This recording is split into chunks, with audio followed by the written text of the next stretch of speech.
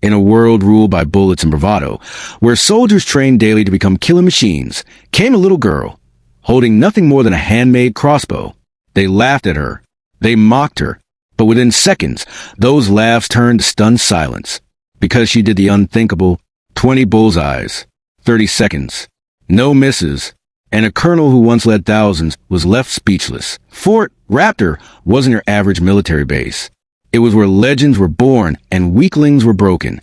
Home to elite snipers, war-hardened generals, and weapons experts. It stretched over hundreds of acres of barbed fences, steel bunkers, and high-tech combat ranges. In the heart of that fortress stood Colonel James Briggs, a man made of scars and silence. 30 years in uniform, 3 wars, dozens of medals, and one belief: firearms make warriors. Toys make amateurs. He believed in speed, power, and the sound of gunfire. Precision was his religion. The rifle was his god. Until she arrived. That morning was routine. The sun glared off the metal barrels on the range.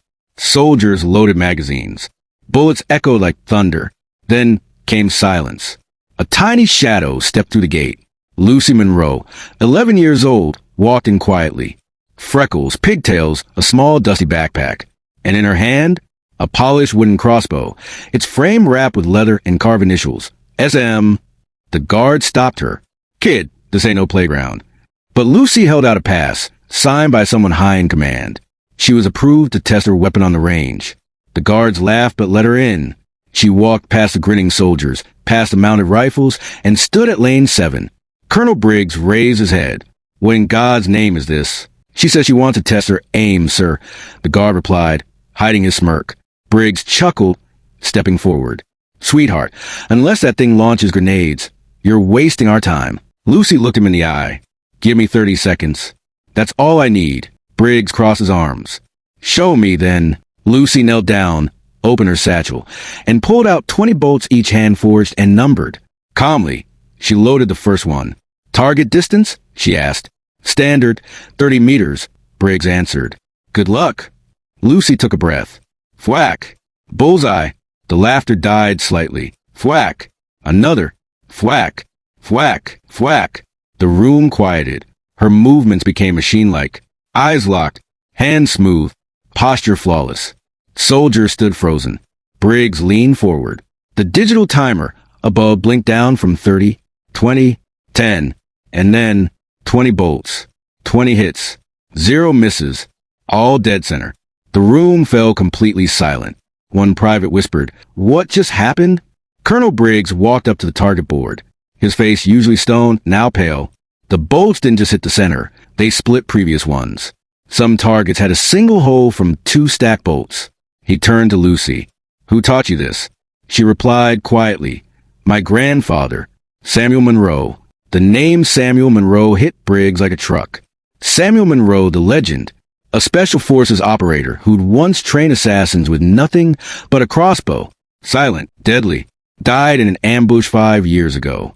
Briggs had trained with him, briefly, and lost to him once. He looked back at Lucy. You're his granddaughter? She nodded. Briggs exhaled. My God! That evening, the base was buzzing. The crossbow girl became the talk of the camp.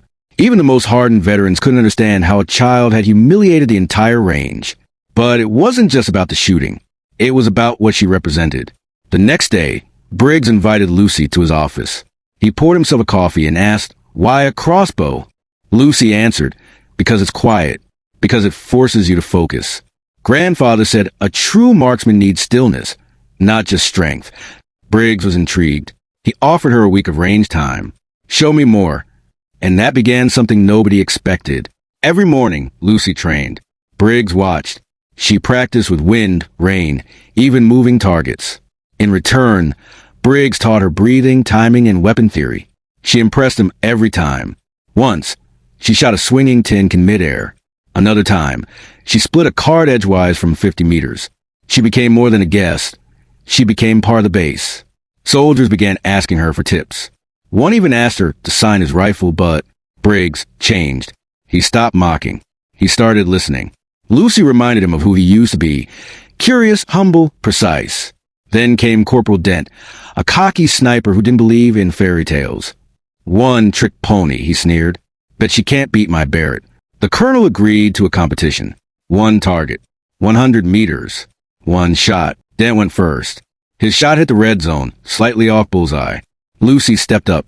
Wind gusted. Silence fell. She adjusted and fired. Thwack! Dead center. Perfect. Dent's mouth dropped. The room exploded with applause. That evening, Lucy sat alone outside, crossbow in hand. Briggs joined her. He'd be proud, he said. Lucy smiled. He used to say, "If you can't hear your heart, your aim will always be off." Briggs nodded. He told me the same 30 years ago. They sat in silence. And for once, it wasn't awkward. It was legacy. Word spread. Journalists arrived. Military channels aired clips. The Defense Department called. Lucy was invited to demonstrate at a national symposium. In a giant hall filled with generals and politicians, she stood on stage, crossbow in hand.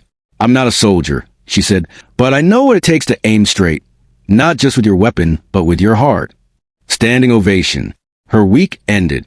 On her last day, the entire base lined up to salute her. Briggs gifted her something, his old army badge. "You've earned this more than most." Lucy teared up. She turned to leave, then turned back.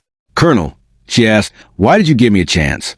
He replied, "Because sometimes legends return in unexpected forms." She walked in as a child. She left as a legend. And every time a bullet is fired, somewhere on that range, the soldier remembers a little girl who taught them all that silence can speak louder than thunder. Subscribe to the channel, like the video, and press the bell icon so that you can receive notifications of every new video.